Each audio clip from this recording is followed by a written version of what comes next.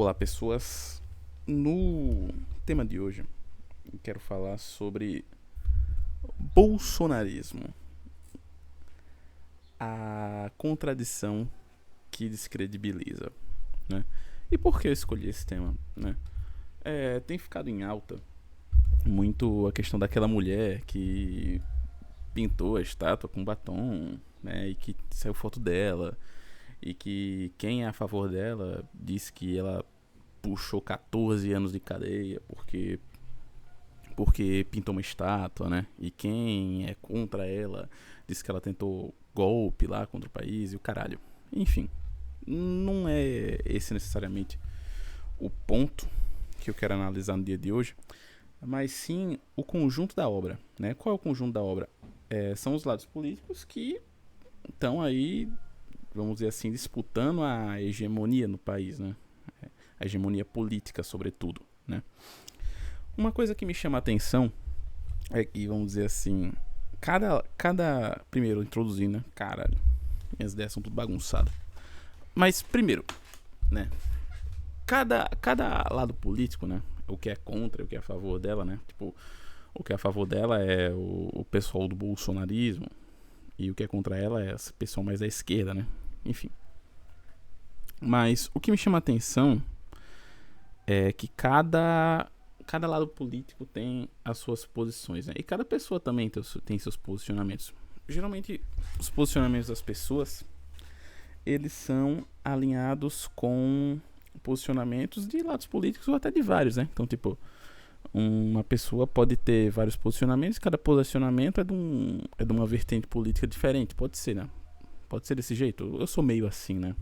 Eu faço uma salada de fruta de ideologia dentro da minha cabeça, sabe? É por isso que essa confusão toda. É. Mas vamos dizer assim, as vertentes políticas mais conhecidas agora, né, que é essa direita aí mais amalucada ligada ao bolsonarismo, é o pessoal liberal, é o pessoal da esquerda mais velha guarda, né, da esquerda antiga.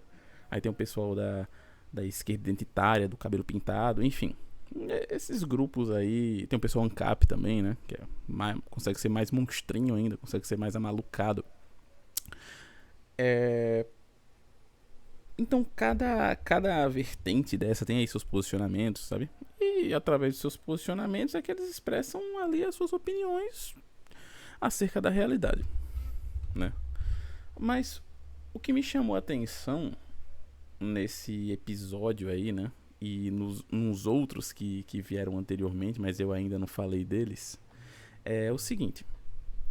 Vamos lá. A ala mais à direita, né, bolsonarista, ela é muito conhecida por exigir penas mais duras para bandidos, certo?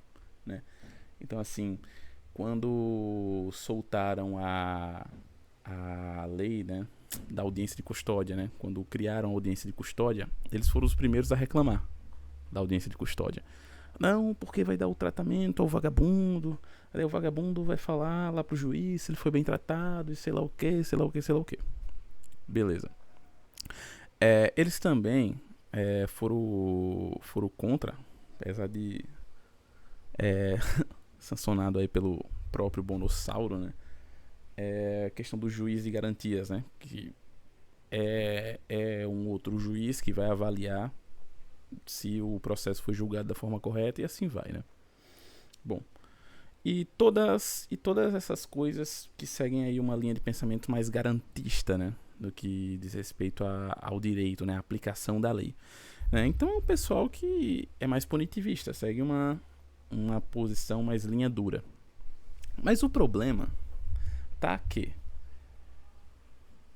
o bandido, a pessoa que é bandida, se a gente partir de um ponto de vista meramente burocrático, é qualquer pessoa que descumpre a lei, certo? Né?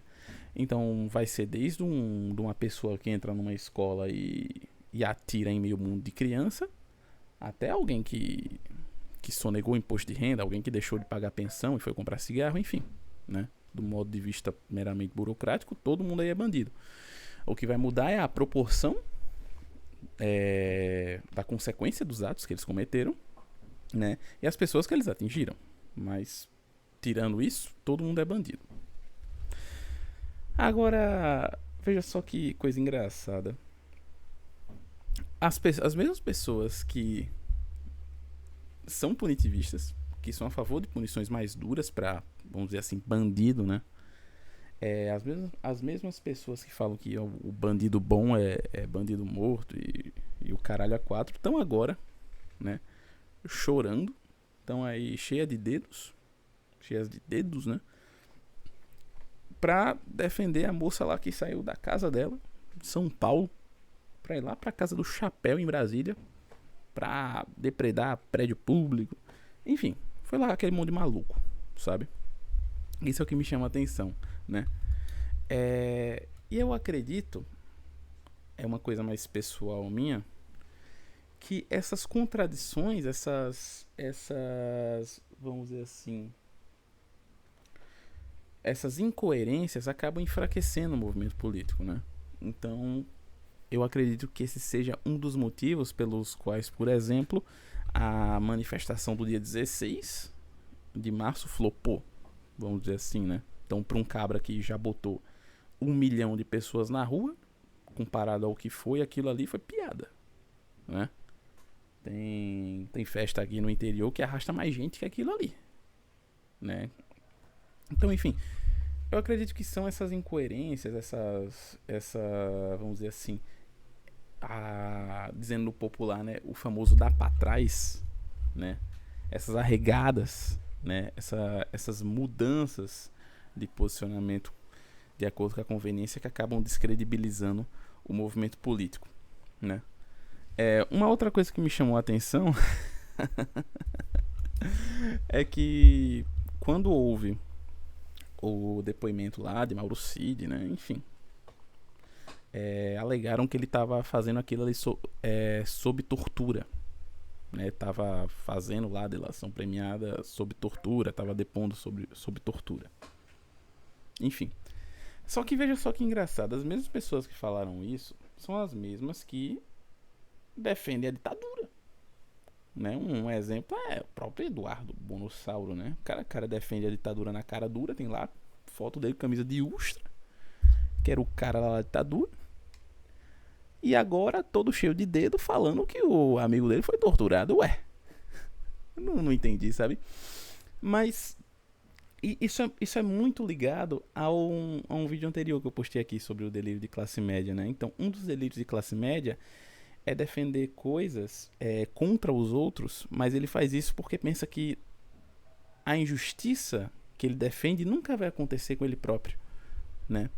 E é o que a gente presencia agora, né? Presencia virtualmente, né? Vê aí na cara dura, né? Tá aí acontecendo a olhos vistos. Tá acontecendo agora que essa ala bolsonarista, né? Então, assim, os caras defenderam todo aquele escarcéu que fizeram com Dilma, Lula, o pessoal da Lava Jato, enfim, prendendo meio mundo de gente, né? Com os processos aí feitos nas coxas, né? Eu até digo que não foi algo acidental, aqueles processos da Lava Jato serem cheios de estranhezas, né? Seriam uns processos bem estranhos, né? Mas eles aplaudiram tudo aquilo. Aplaudiram todo aquele escarcéu que fizeram com Lula e com Dilma. E agora está acontecendo com eles, né? E agora que acontece com eles, aí sim aparece aí os advogados, né, dizendo, não, isso aqui é uma ilegalidade, sei lá o que. Eu não estou discordando que seja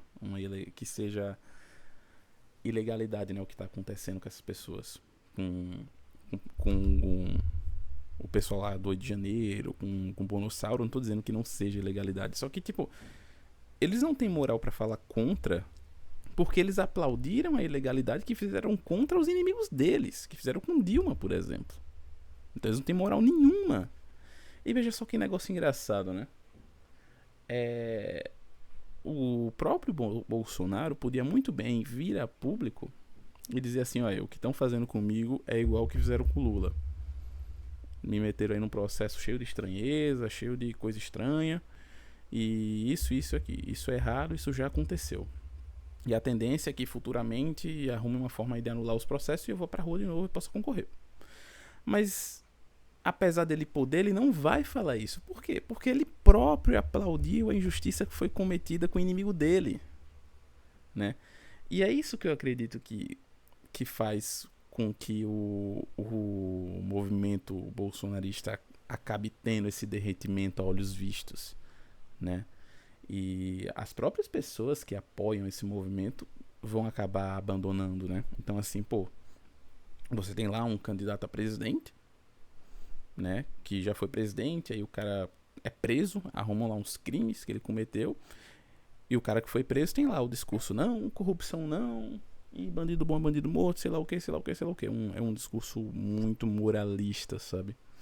Né? E as pessoas que votaram nele vão pensar, ué, mas pera aí, o cara tinha uma pauta moral, muito moralizante, mas agora ele tá na cadeia, e aí?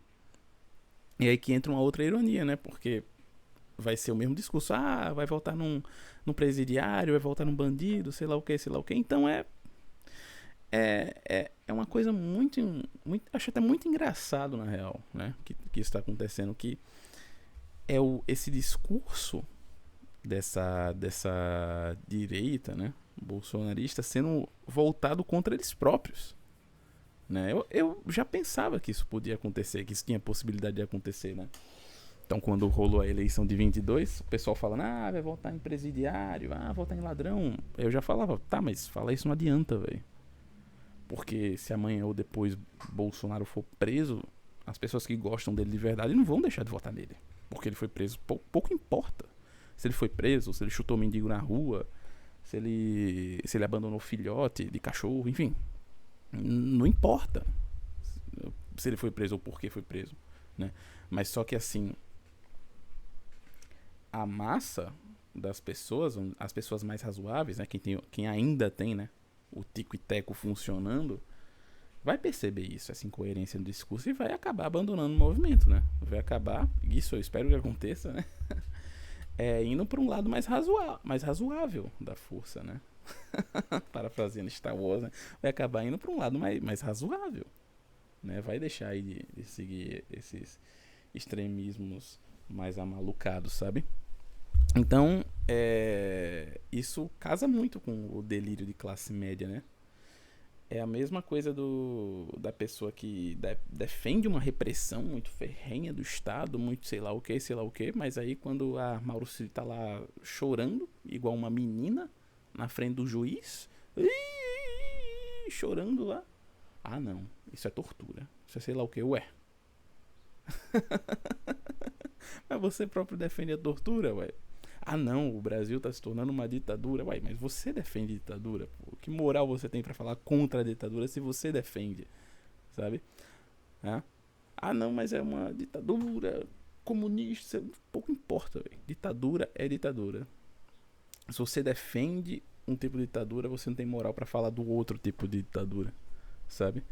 Então, eu acredito que o cerne do vídeo de hoje é isso, né? É a contradição que faz o movimento se descredibilizar. A contradição que descredibiliza. E é isso. Valeu!